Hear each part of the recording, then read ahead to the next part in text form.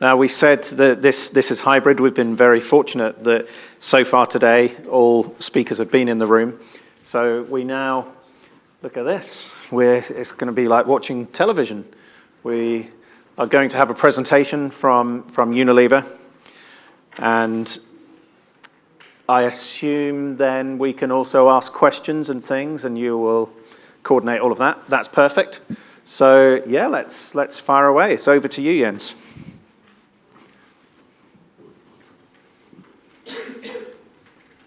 Hello, everyone. Thanks so much for joining us today to talk about the future of hygiene. And of course, a big thanks to everyone in the background who's worked so hard to make sure that we can come to you virtually today.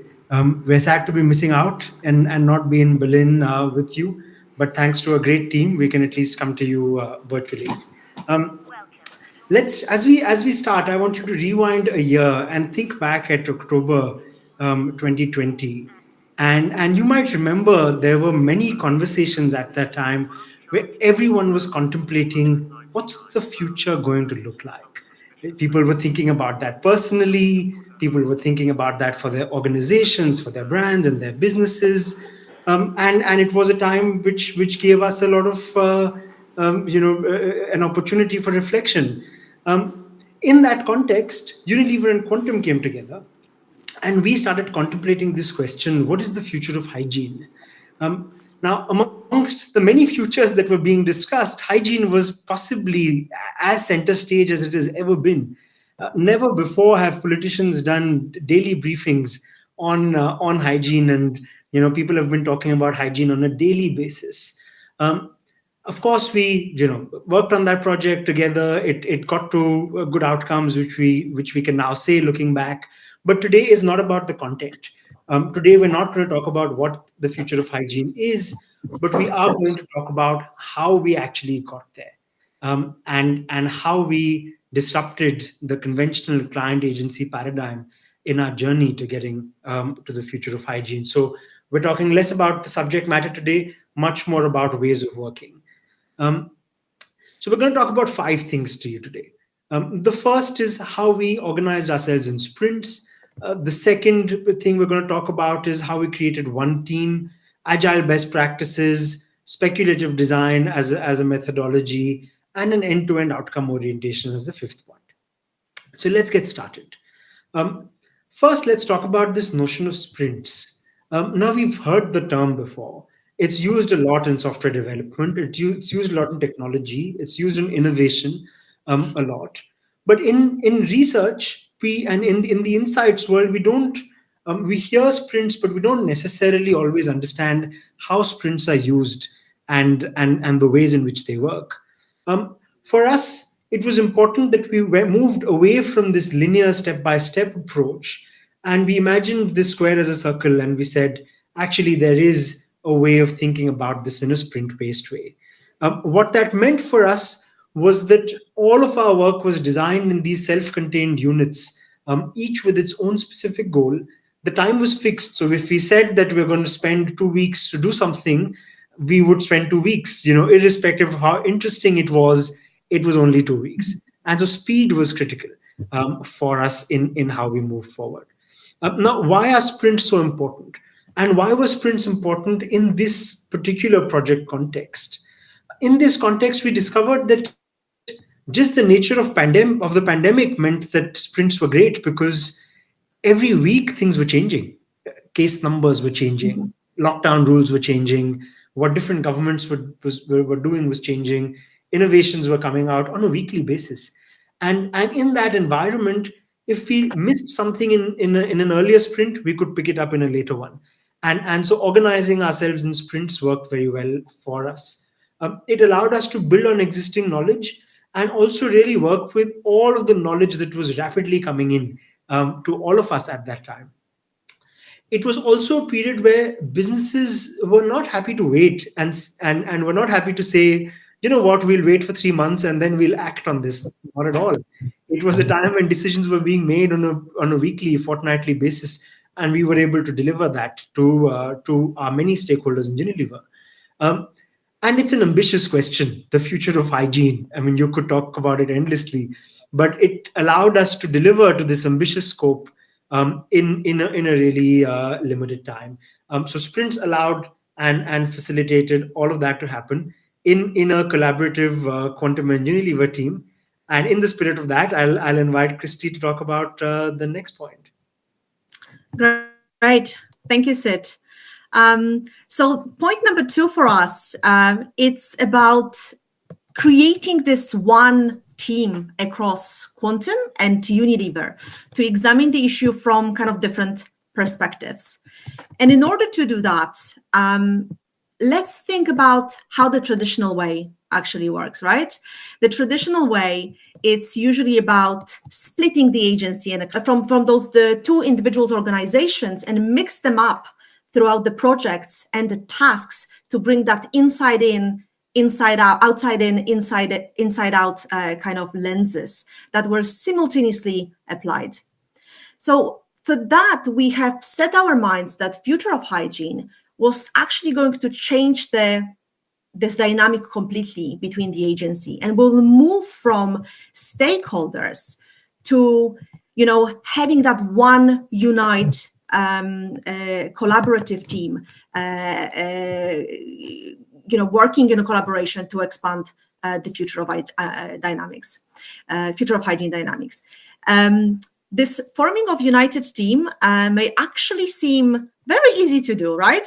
But trust me, I was involved in many projects before, and it really means a proper commitment from both ends, from the very beginning of the project till the end, to make it work.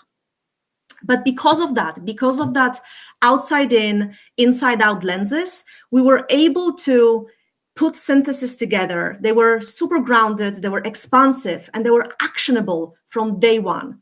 So that was really great for the project we were working on. So why really the collaborative team approach? As I said, mentioned before, the outside in, inside out lenses, the mixing up different team members, not dividing the tasks for this is the agency thing, this is the client thing, was actually quite eye-opening and quite expansive for us. Everyone brought different perspectives and made sure that this sharing of internal and external point of view was happening at all time. Number 2, about the internal knowledge and intelligence coupled with external frameworks and external knowledge. When we started this project and we started doing the rewind of what we have internally already on this topic, it was literally ridiculous. But what we needed to do is we needed to synthesize this, have a bit of an external perspective on it, and bring small hints and tips and structure to bring it all to life and create the impact. Number 3, it's about this, I like to call it the superpower of skills. We all came in with tiny bit of a superpower of expertise. And it's actually important because that was crucial for this project. We brought different expertise at different level that enable us to have this extensive skills in different areas of the business, which made the project even more successful. And lastly, back to Sid's point, it's about those agile practices, agile tools, sprints that enabled us to, for the team based in UK, Italy, and Sweden, work simultaneously without any issues.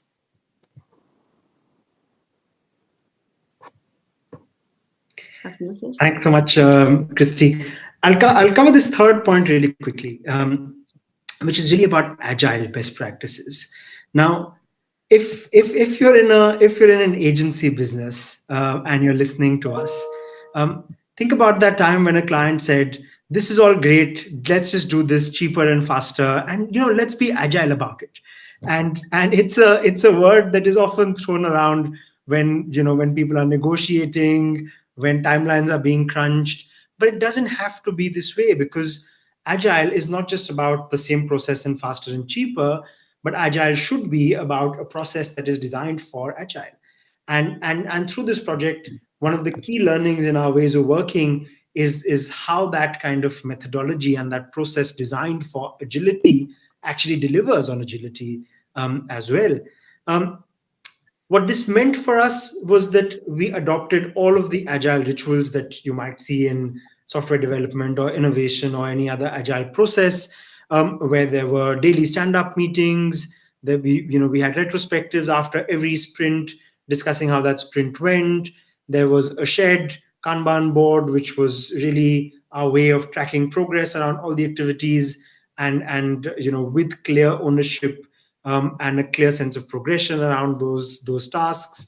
Um, and often, if you haven't done an agile project before, when the first time you're introduced to these rituals, people sometimes say, "Oh, but if you're asking me to be agile, why actually put so many rules?"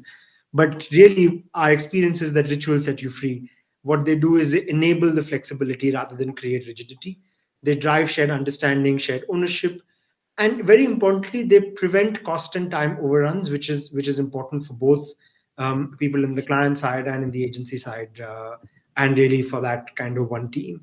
um, so that's a third key point for you today. Fourth is about speculative design. Now we're at an insights event. We all love data here in various shapes and forms, right? We love qual data, quant data, big data, thick data.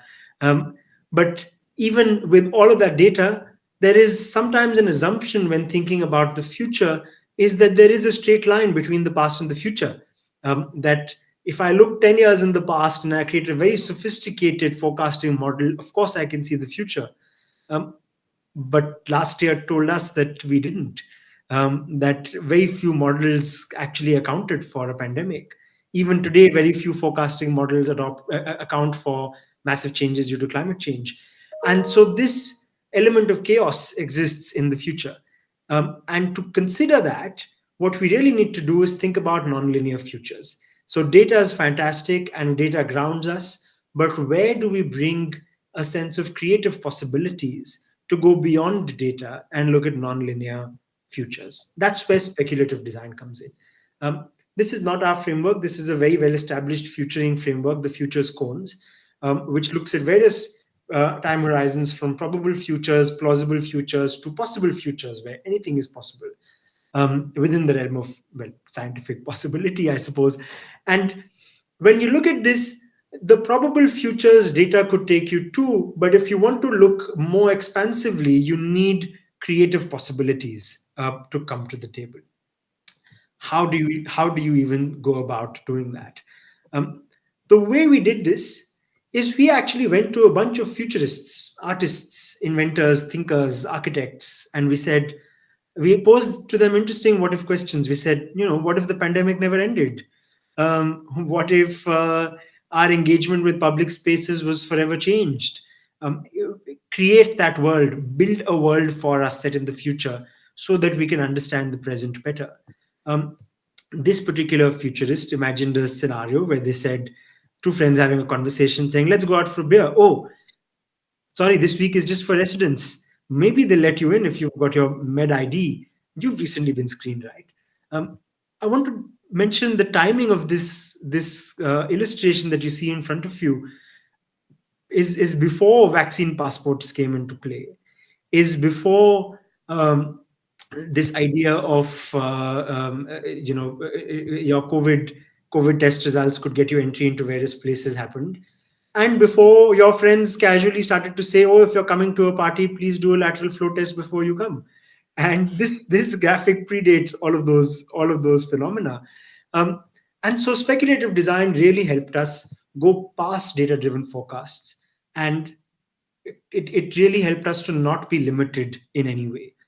And what we learned was that a well-crafted what if question really opens up new areas of exploration.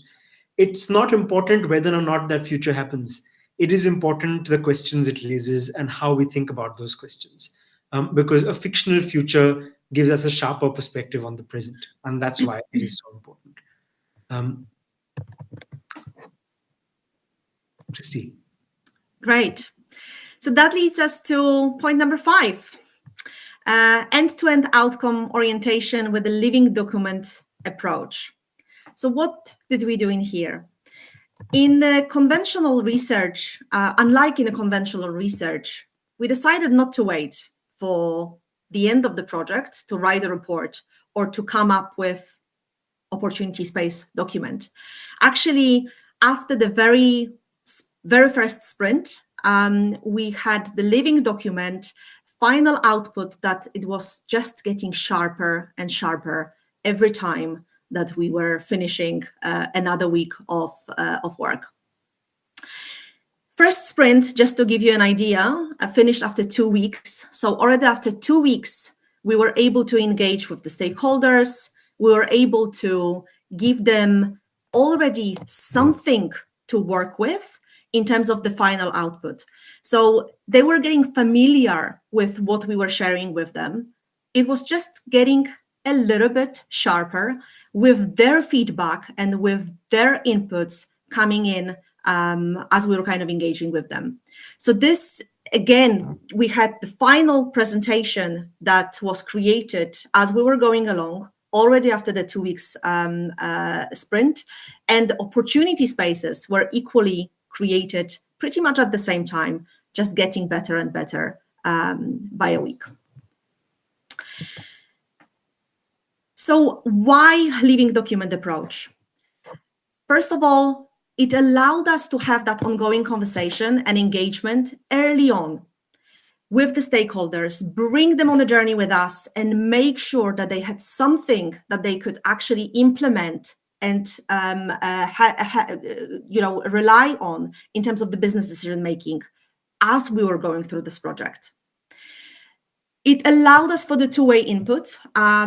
It was great to see the kind of the feedback being given at the start of the journey when we started engaging, but also for the stakeholders to see the kind of the feedback being implemented and the more and better output being shaped as we were going along.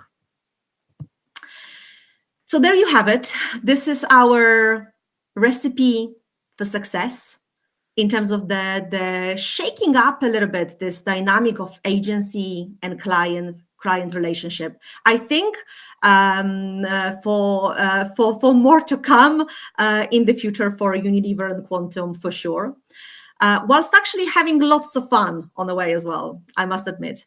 So here are the 5 of those ingredients. Let me rephrase them again.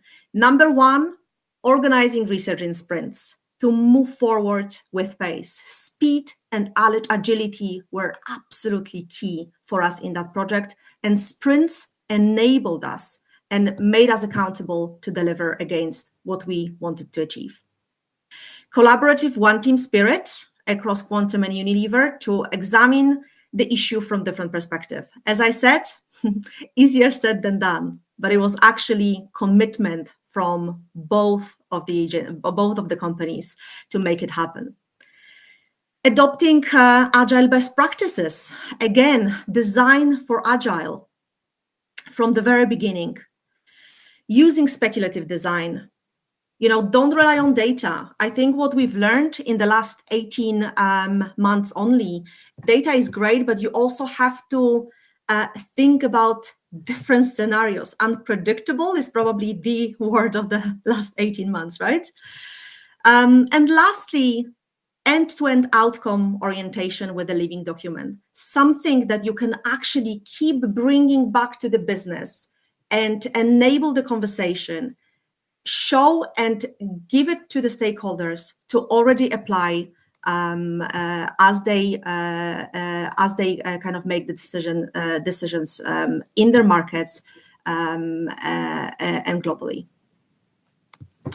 And by the end of it, you'll probably be finishing each other's sentences like Christy and I do now. But just to sum that up, in terms of what are our key takeaways for everyone who's in attendance today.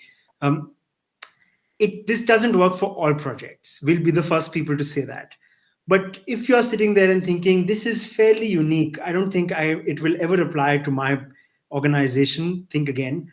It applies in many more contexts than you might think. And so it's relevant in way more situations than we typically believe it to be relevant. So that's a first thing that we would encourage everyone to think about. A second important takeaway is that if in this room, I'm sure there's a lot of recognition for the fact that insights functions in client organizations are also maturing. There are, in whether it's in terms of expertise and skills and people, or it is in analytics and social listening and other capabilities that are coming in house. It is client organization insight functions are becoming more and more mature, becoming tech enabled, and in that environment, a project designed in this way actually helps leverage the best of both worlds. It doesn't create an either or situation. It actually creates a best of both worlds situation. Great. And I think the last 2 points are very much related to what you just mentioned, Sid, as well. So number 3, I think if I look back when me and Sid were designing how we're going to work together, what is the kind of the shared ownership of this project and what we are committing to do in here, right? It's how you design is going to also reflect almost the point number 4. It's not about competing between different expertise. It's about using it to the best of the project outcome. It's about complementing and really seeing how they can coexist, complement each other to bring the best output for the business and make the insights more actionable for the organization. So I think that's it from us. We are probably ready for the questions. Great. We give a virtual round of applause. And now the fun thing about questions is that Jens has to type them in. So if you've got like a really long and complicated question, then that puts a big challenge on him. But of course, if we can simplify them, all the better. Questions coming. Sure. Will you read them out to us as well?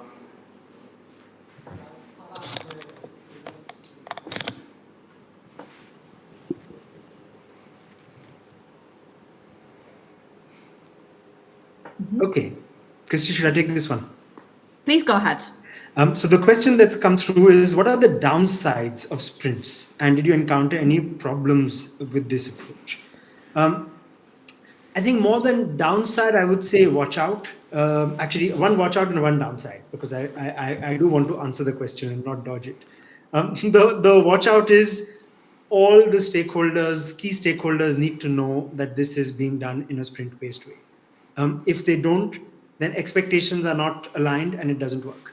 People need to know that it is going to be delivered in a certain way, it's being worked on in a certain way, and that understanding needs to be clear. For example, a living document approach doesn't work if in the first draft that you share with someone, they are correcting spellings, for example. That's not the point of the first draft. The first draft is to put something out quickly. And that's a really kind of silly example, but it's to say watch out is people need to be aligned. A downside of sprints is that if we don't respect the fact that time needs to be seen as really contained, this time boxing aspect of a sprint approach, if we bite off more than we can chew in that time, it is a kind of process that lends itself to burnout quite easily. But if you have discipline around how much you're going to do in a sprint and how disciplined you're going to be about the time that you invest in it, that downside can be easily avoided. I can share transparently with everyone in this conference that 1 or 2 of our sprints were very intense and we felt exhausted by the end of them. But the others were much smoother. So there is a downside. Christy, anything to add from your point of view? I think the only thing to add from my perspective is that we ourselves were kind of trialing this, right? We're piloting this approach as well. And what we caught ourselves into was that in one of the sprints, we were so into delving deeper and deeper that before we knew it, 2 weeks was past of that one sprint, and we were already in the third week, couple of days, and we're like, okay, guys, stop. We have to pause. We really have to move on to the next one. So this is the last day, and that's it, no more.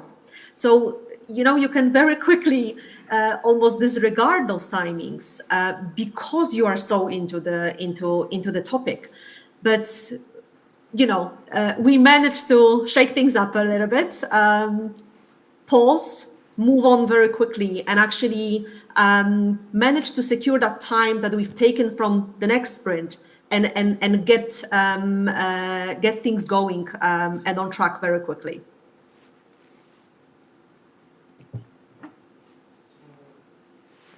And one additional question, I believe.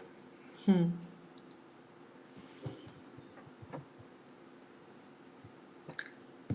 you want to start on this one? No, I can start, Christy. So the question that's come through is, how do you combine an inside-out, which is company, and outside-in consumer data to produce better insights? I would say a few things are critical. I think one of the things that really helps is if you know your analysis framework, at least a draft framework, a straw person framework in advance. What that does is that you're then able to look at all of this data coming in and start thinking about where does this fit in our framework and what does this illuminate in our framework. In our case, we knew we were looking at needs, mental models, and opportunities at the intersection. So whether it was inside out data or outside in data, we knew where it lands and how. So I think having a framework is really helpful. I think a second point is more of a culture, ways of working, team integration kind of point, which is it's very important to have an equal amount of respect and trust in both types of data.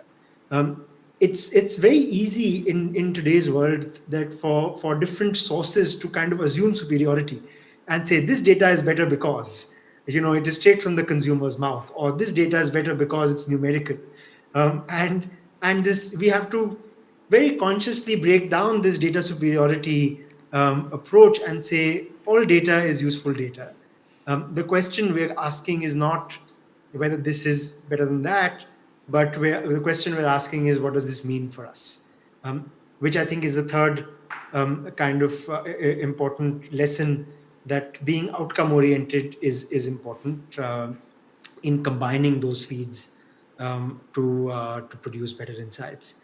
So I would say those are the three key things: having a framework, equal amount of respect for all forms of data, and outcome-oriented approach to that combining of feeds. Anything to add, Christy? I think you actually covered it all completely, so all good. Any questions from the room? Thank you. Any other questions? I think we're good. If you want to thank them, thank Sid and Christy.